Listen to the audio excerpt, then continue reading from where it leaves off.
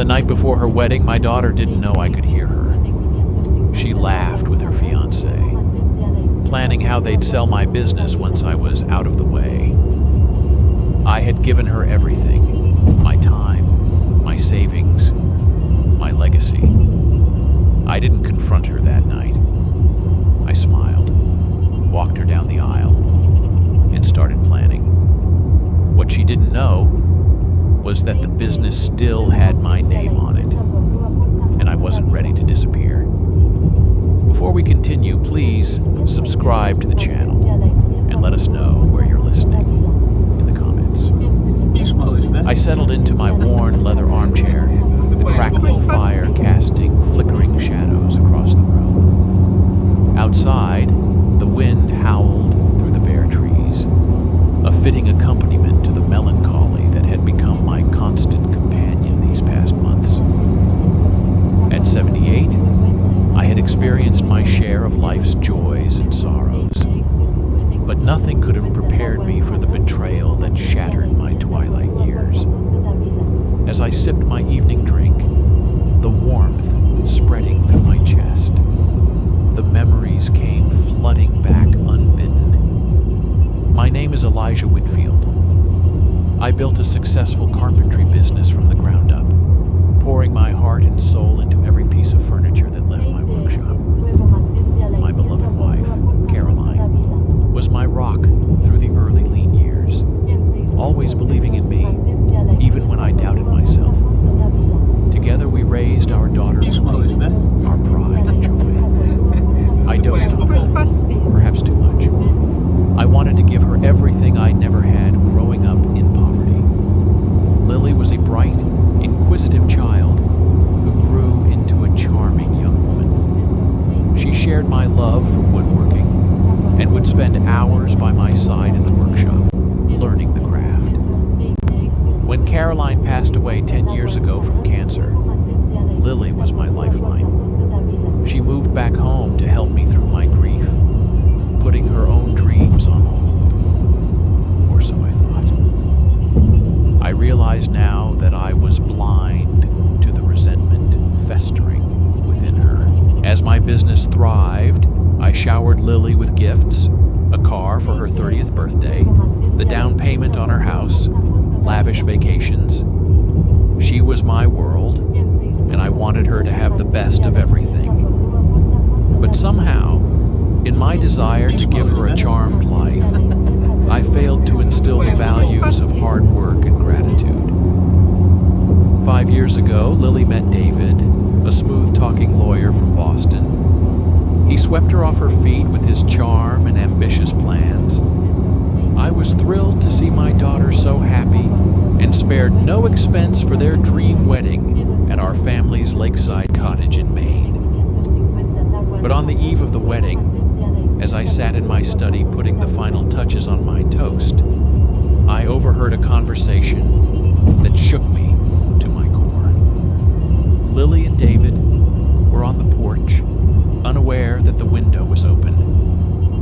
"I can't wait for the old man to retire," David said, his voice dripping with disdain.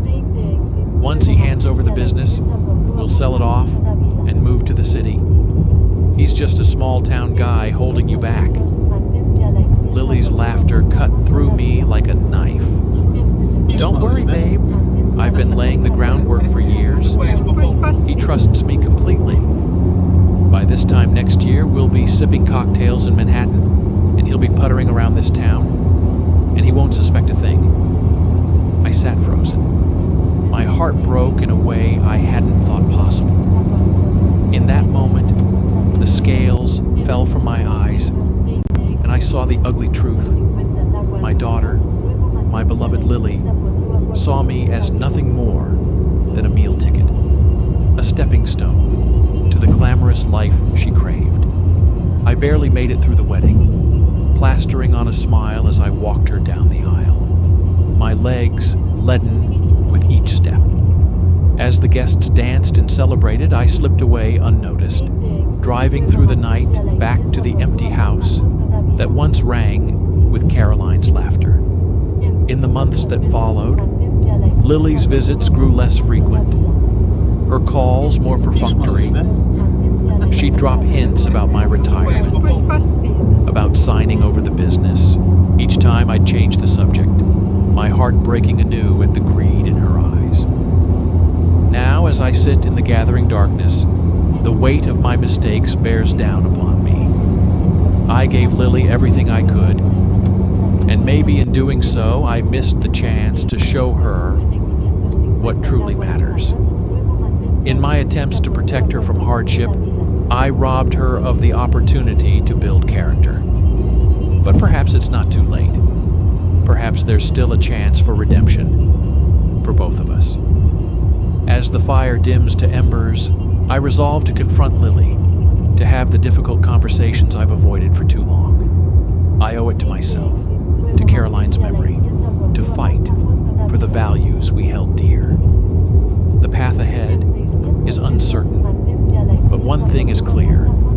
I will no longer be a passive observer in my own life. I will reclaim my dignity, even if it means losing the daughter I thought I knew. For in the end, we all must face the consequences of our choices and learn to live with the hand we're dealt. With a heavy sigh, I drain the last of my drink and rise stiffly from my chair.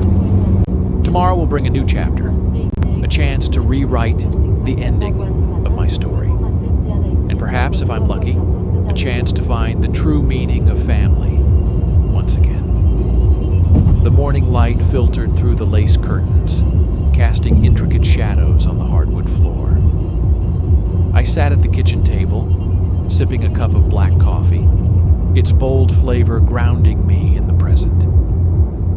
The events of the previous evening played on a loop in my mind, Lily's cruel words echoing in the silence. I glanced at the framed photographs lining the mantelpiece, Lily's first steps, her gap-toothed grin as she proudly held up a fishing rod, her high school graduation. Each image was a testament to the love and dedication I'd poured into raising her. But now, those cherished memories were tainted by the realization that my daughter saw me as nothing more than an obstacle to her ambitions. With a heavy sigh, I rose and made my way to the workshop, the one place where I could always find solace. The familiar scent of sawdust and varnish enveloped me as I entered, the tools neatly arranged on the walls, each one a trusted companion. I ran my fingers over the smooth surface of the workbench, remembering the countless hours Lily and I had spent here, laughing and learning together. I had taught her everything I knew about woodworking, patiently guiding her hands as she learned to sand, carve, and join. She had a natural talent for it, her creations becoming more intricate and beautiful with each passing year. I had dreamed of the day when we would work side by side, father and daughter, building a legacy that would endure long after I was gone. But now, those dreams lay shattered at my feet. The future I had envisioned nothing more than a bitter illusion. As I picked up a chisel, the weight of it familiar in my hand, I couldn't help but wonder where I had gone wrong. Had I been too indulgent, too eager to give Lily the world on a silver platter? Had I, in my desperate attempt to shield her from the hardships I had faced, inadvertently created a sense of entitlement I never intended?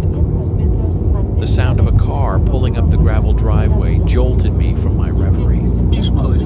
I set down the chisel and made my way to the front porch, steeling myself for the confrontation I knew was coming. Lily stepped out of her sleek BMW, her designer handbag slung over her shoulder, her high heels sinking into the soft earth. "Dad," she called out, her voice saccharine sweet.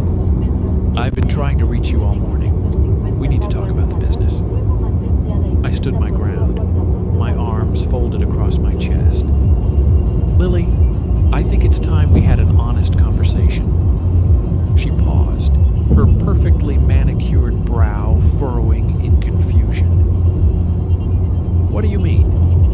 Is everything okay? I took a deep breath, knowing that the words I was about to speak would change the course of our relationship forever.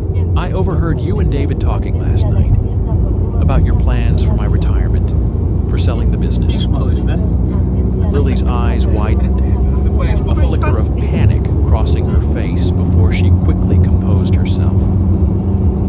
Dad, you must have misunderstood. David and I were just discussing options, trying to plan for the future. No, Lily, I said, my voice firm. I heard you clearly. You see me as a burden, an obstacle to your fancy city life. You've been misleading me for years, waiting for the chance to cash in on my hard work. She had the grace to look ashamed, her gaze dropping to the ground.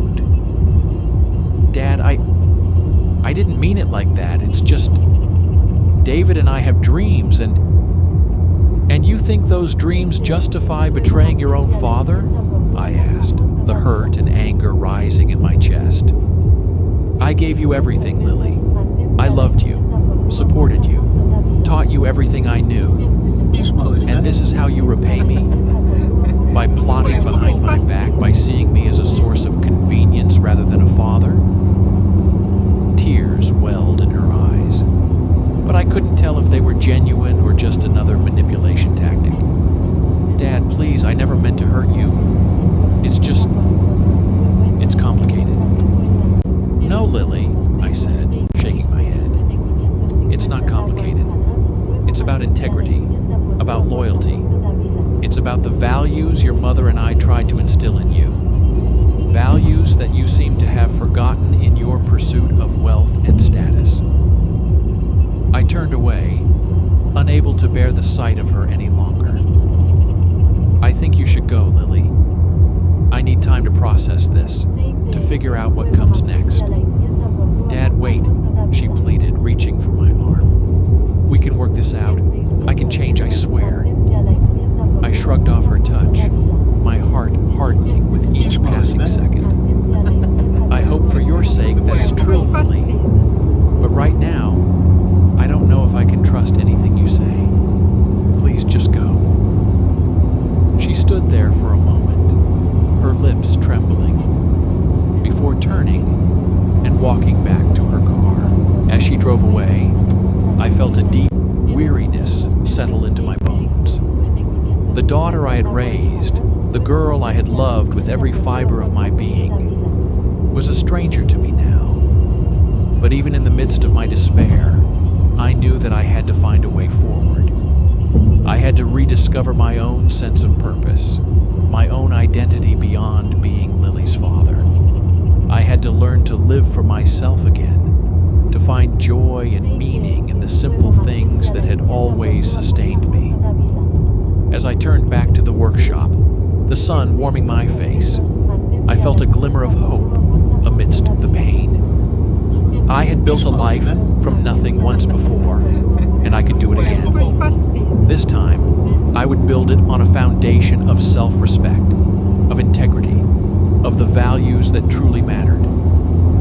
The road ahead would be long and difficult, but I was ready to face it head-on. For in the end, the only true legacy we leave behind is the strength of our character, the depth of our love, and the courage to stand tall in the face of adversity.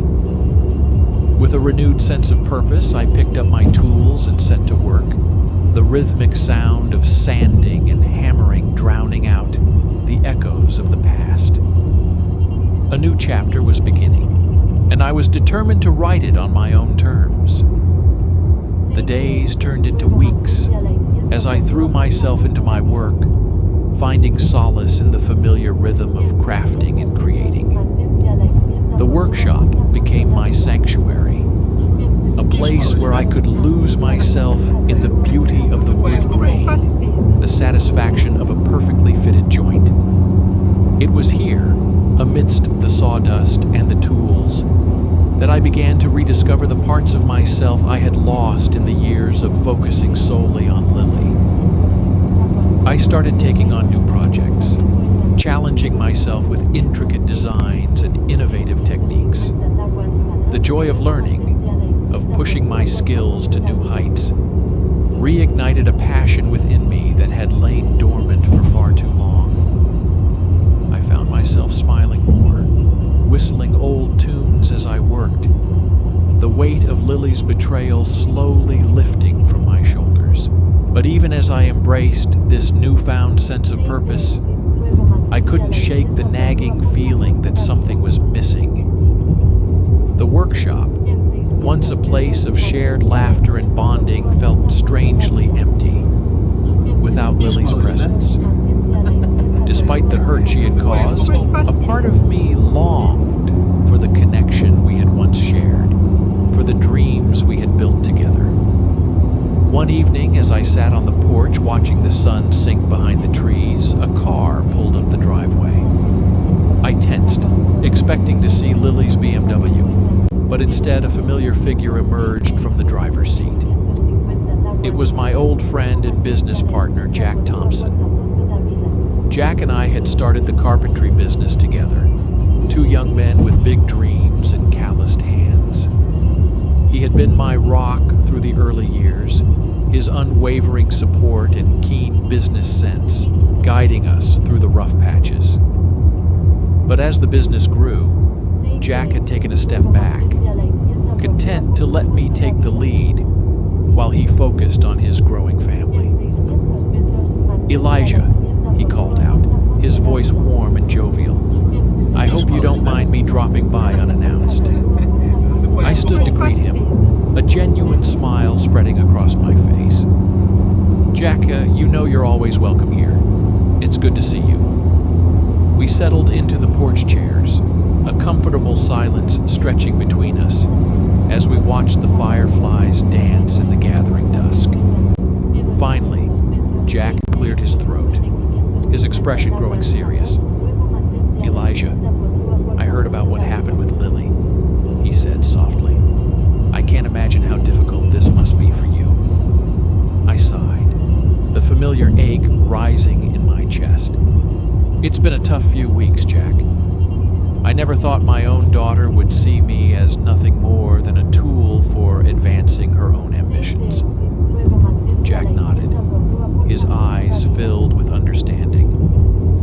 "I know it hurts, Elijah, but you can't blame yourself for Lily's choices. You gave her everything, taught her the value of hard work and integrity. What she does with those lessons is on her." "But what if I failed her, Jack?" I asked, voicing the fear that had been gnawing at me. "What if, in trying to give her the world, I denied her the chance to build her own character?" Jack leaned forward, his hand resting on my knee. "Elijah, you're a good man and a great father.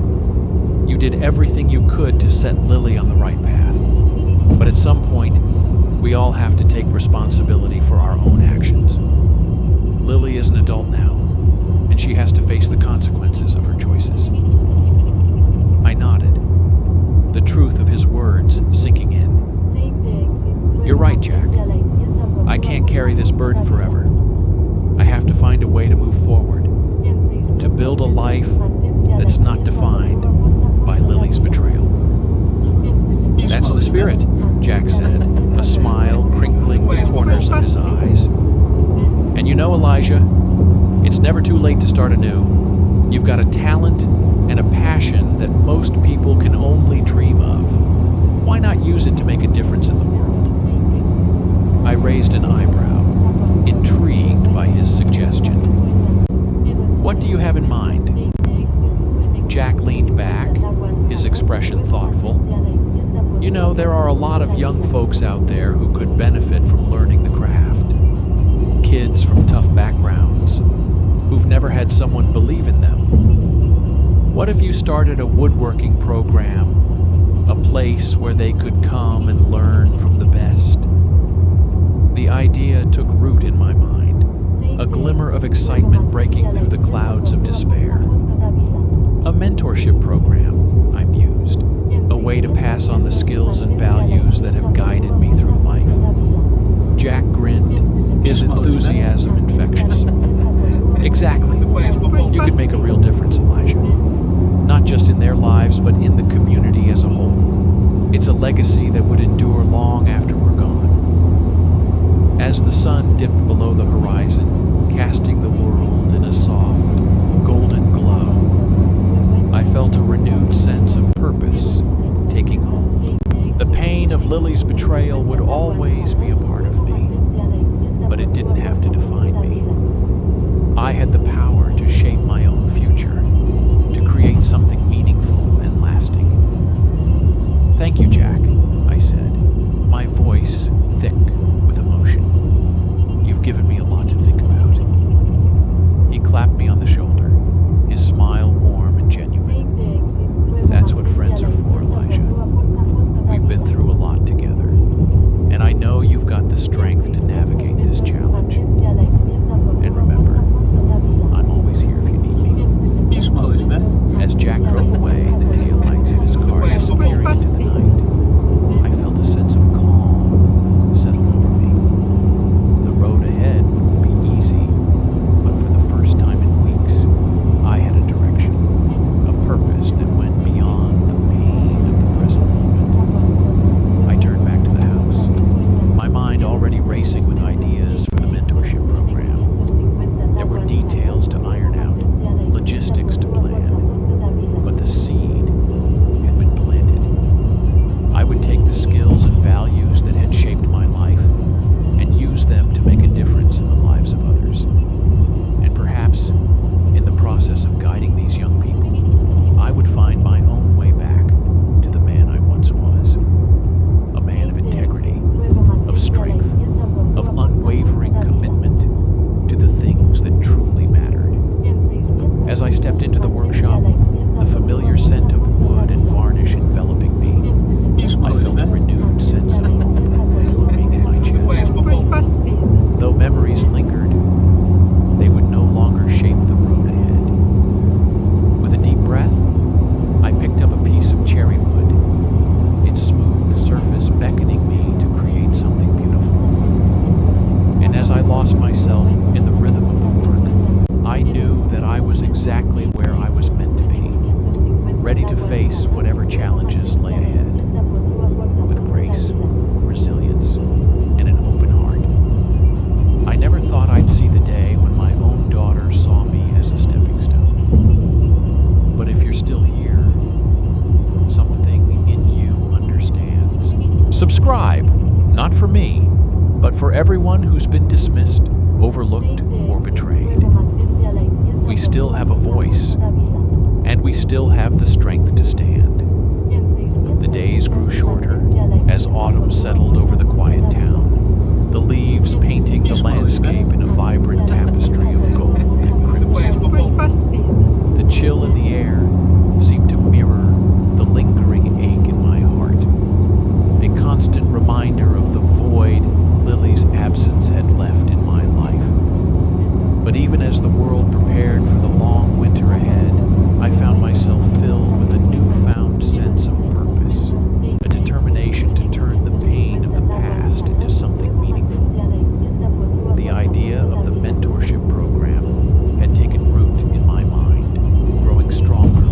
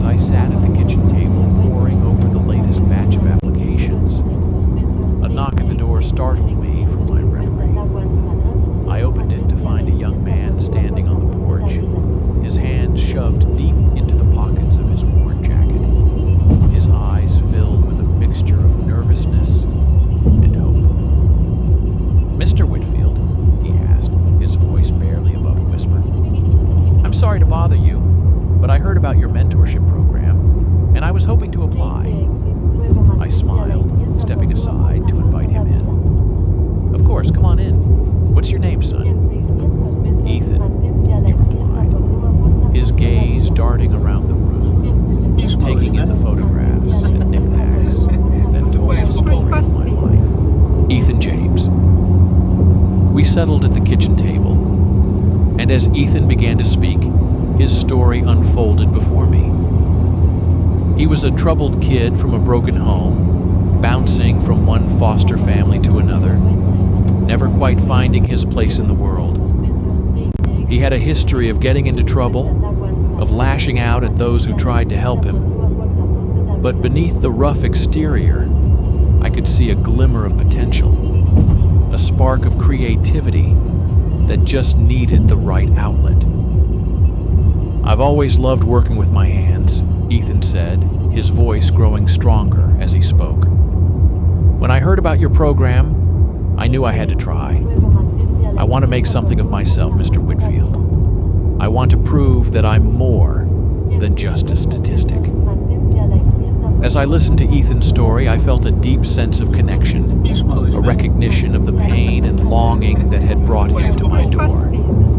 In his eyes, I saw a reflection of myself at his age, a young man searching for purpose, for a place to belong. "Ethan," I said, my voice filled with warmth and understanding, "I would be honored to have you as a student. The workshop is a place where everyone gets a fresh start, a chance to build something beautiful from the raw materials of life. I have a feeling you're going to do great things." The smile that spread across Ethan's face was a sight to behold, a glimpse of the hope and joy that had been so long denied him. As he shook my hand and headed out into the night, I felt a renewed sense of purpose, a certainty that this mentorship program was exactly what I needed to heal the wounds of the past.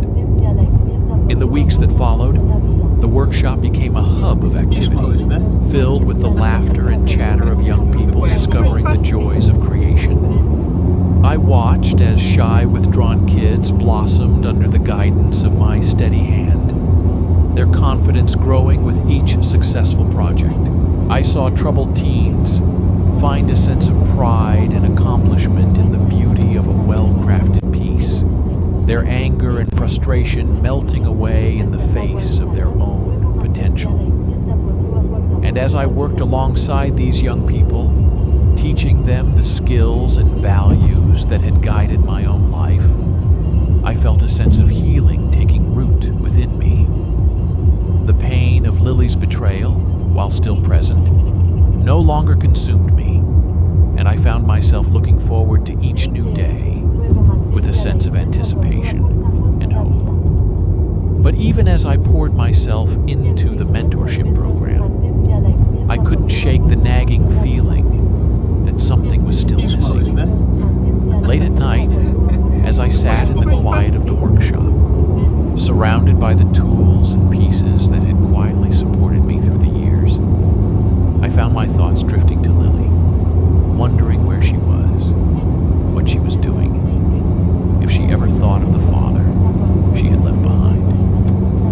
It was on one such night, as I sat lost in thought, that the phone rang, its sharp tone breaking the stillness of the night.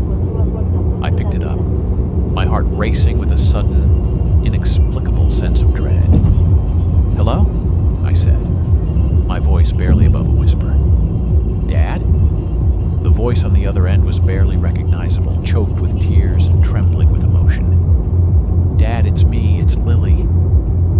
I felt the air leave my lungs, my grip tightening on the phone as a wave of conflicting emotions washed over me. Anger, hurt, longing, love, all tangled together in a knot that threatened to choke the words from my throat. "Lily," I managed, my voice rough with emotion. What's going on?" "Dad, I made a mistake.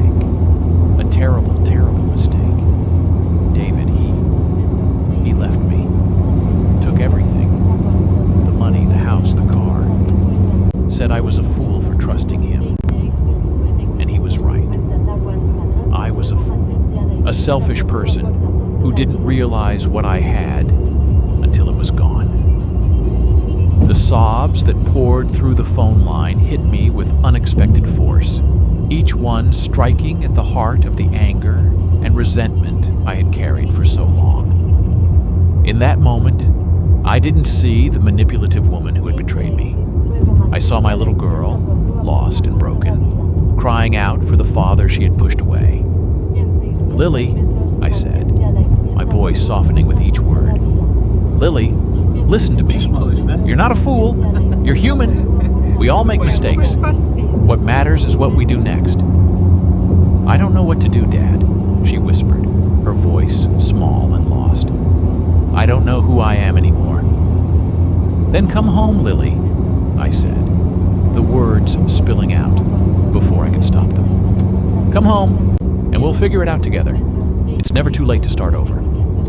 The silence on the other end stretched out for an eternity, broken only by the sound of Lily's shaky breaths. And then, finally a whisper, so soft I almost missed it. "Okay, Dad, I'm coming home." As I hung up the phone, my heart racing with a mix of fear and hope, I knew that the road ahead would be long and difficult. Lily and I had a lot of healing to do, a lot of trust to rebuild. But for the first time in months, I felt a sense of peace settling over me, a certainty that no matter what challenges lay ahead, we would face them together. I turned back to the workshop, my eyes falling on the half-finished project that lay on the workbench. It was a crib, commissioned by a young couple expecting their first child. As I ran my hand over the smooth wood, feeling the promise of what it could become, I felt a smile tugging at the corners of my mouth. Life, like woodworking, was full of unexpected twists and turns, of knots and imperfections that could mar the beauty of the finished product. But with patience, skill, and a willingness to start anew, even the most damaged piece could be transformed into something beautiful. And as I picked up my tools and set to work, the seeds of hope that had been planted in the darkest of times began to take root, promising a future filled with possibility, redemption, and the unbreakable bonds of family. The morning air was crisp and cool as I sat on the porch, a steaming mug of coffee cradled in my hands. The sun had barely begun to peek over the horizon, painting the sky in a soft, golden glow. It had been 3 days since Lily's call, 3 days of anxious anticipation and restless nights. But as I sat there, watching the world come to life around me, I felt a sense of calm settling over me, a certainty that, no matter what the future held, I was ready to face it head-on. The sound of tires crunching on the gravel driveway jolted me from my reverie. I stood, my heart racing, as a familiar figure emerged from the car. It was Lily, looking smaller and more vulnerable than I had ever seen her. She stood there for a moment, her eyes locked on mine, 1,000 unspoken words hanging in the air between us. And then, as if a dam had broken, she was running towards me, her quiet cries breaking the stillness of the morning air. I opened my arms, catching her as she collapsed against my chest, her tears soaking through my shirt. "I'm sorry, Dad," she choked out, her voice muffled by the fabric. "I'm so sorry." I held her tight, my own tears mingling with hers as the emotions of the past few months finally surfaced between us. "It's okay, Lily," I whispered, stroking her hair with a gentle hand. "You're home now. That's all that matters." We stood there for a long time, two broken pieces of a once happy family, trying to find our way back to each other. When at last we pulled apart, Lily's eyes were red and puffy, but there was a glimmer of hope in their depths, a spark of the little girl I had once known.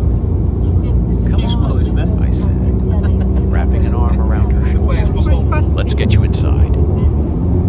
As we sat at the kitchen table, nursing mugs of hot coffee and picking at the remnants of a hastily prepared breakfast, Lily poured out her heart. She told me of the life she had built with David, of the glamorous parties and expensive gifts that had blinded her to the emptiness at the core of their relationship. She spoke of the growing sense of unease that had plagued her, the nagging feeling that something was missing, that the life she had chosen was not the one she truly wanted. And then, with a voice that trembled with emotion, she told me of David's betrayal, of the cold, calculating way he had stripped her of everything she had, leaving her broken and alone in a world that had once seemed so full of promise. David left. He took control of everything, the house, the accounts, the car. I didn't know where else to go, she said, her eyes brimming with fresh tears. I didn't know who else to turn to. You were the only one who ever loved me unconditionally, and I threw that away. I'm so sorry, Dad. I'm so sorry for everything. I reached across the table, taking her hand in mine. Lily, I said, my voice gentle but firm. You made some mistakes, yes? But you're not the only one. I failed you too. I should have been there for you, should have seen the signs that you were struggling. But I was so caught up in my own pain, my own sense of betrayal, that I pushed you away when you needed me most. Lily shook her head, a fierce determination in her eyes. No, Dad, you didn't fail me. You gave me everything, and I took it for granted. I'm the one who needs to make things right. I'm the one who needs to earn your trust back. I smiled, a feeling of pride welling up in my chest. And you will, Lily, but you don't have to do it alone. We're in this together, you and me.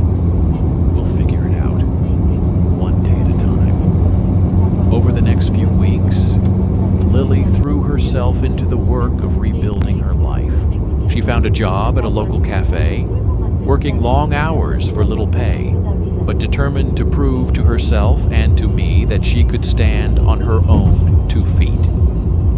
In the evenings, she would join me in the workshop, learning the craft that had once been our shared passion. I watched as she poured her heart and soul into each project, her face lit with a sense of purpose and determination that I had never seen before. And as we worked side by side, the old hurts and resentments began to fade away, replaced by a new understanding, a new appreciation for the bond that had always been there, waiting to be rediscovered. But even as Lily and I began to heal, I couldn't shake the feeling that there was still one piece missing from the puzzle of our lives. Late at night, as I lay awake in bed, my thoughts would drift to Caroline, to the woman who had been the glue that held our little family together. It was Lily who found the letters, tucked away in a dusty box in the attic. They were from Caroline, written in the last few months of her life, when the cancer had ravaged her body, but not her spirit.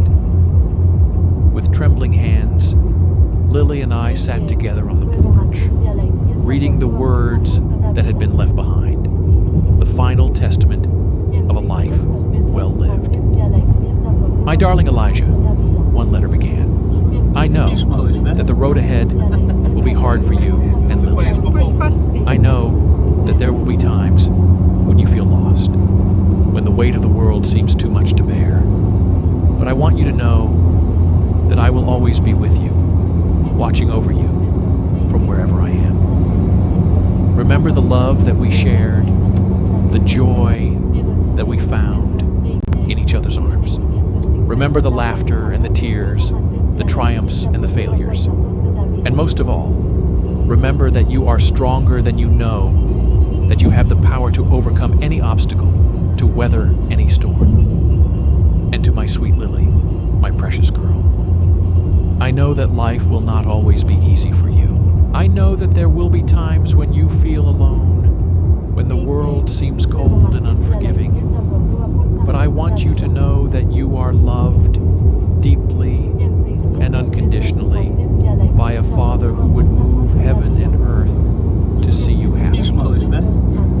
Cherish each other, my darlings. Hold tight to the bonds that unite you, and never let them go. For in the end, it is love that will see you through, love that will light the way home. As the last words faded away, Lily and I sat in silence, tears streaming down our faces. And in that moment, I felt a sense of peace wash over me, a certainty that no matter what the future held, we would face it together, united by the love that had always been the foundation of our lives.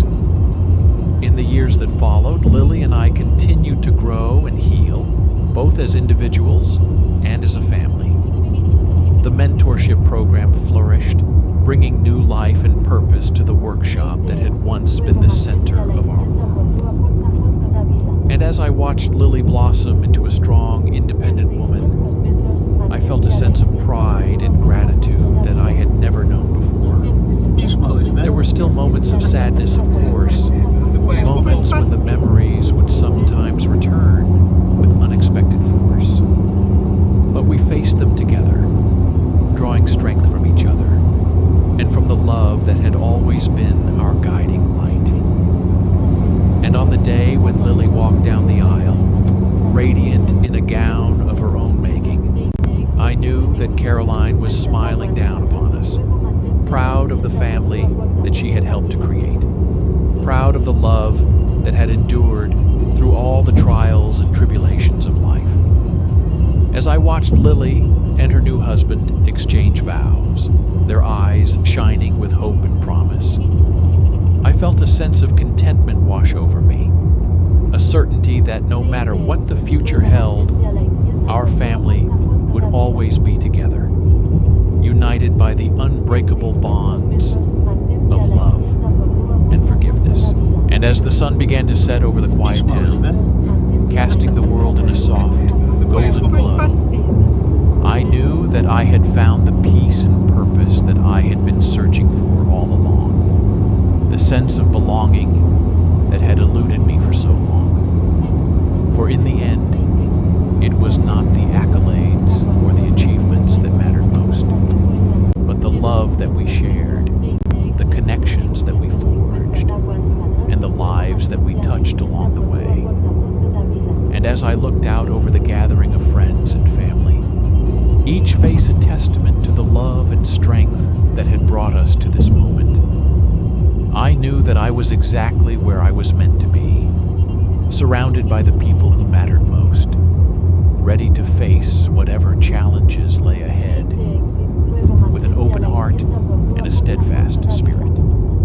For life, like the wood that I had shaped and molded for so many years, was a thing of beauty, full of knots and imperfections, but all the more precious for the love and care that had gone into its creation. And as the laughter and music of the wedding reception filled the air, I raised a silent toast to the woman who had started it all, to the love that had endured through the darkest of times, and to the family that had grown through hardship, stronger and more connected than ever before. As the years passed, the mentorship program at the heart of my workshop continued to thrive, drawing in young people from all walks of life.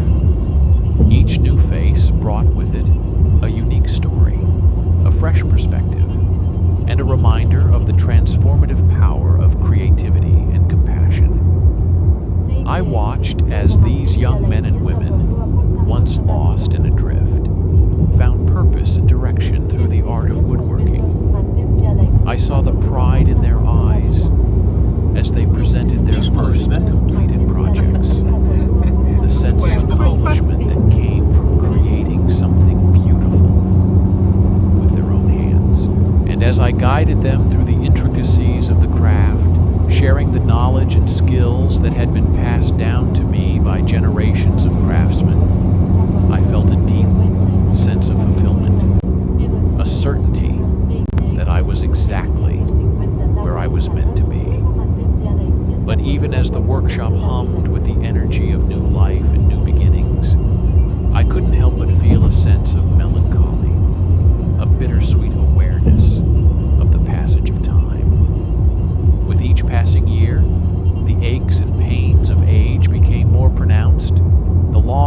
hours spent bent over the workbench, taking their toll on my aging body. And yet, even as my physical strength began to wane, I found that my passion for the craft only grew stronger, fueled by the knowledge that I was passing on a legacy, a piece of myself that would live on long after I was gone. It was on a crisp autumn morning, as I sat on the porch sipping my coffee and watching the leaves dance in the breeze, that I received the news that would change the course of my life once more.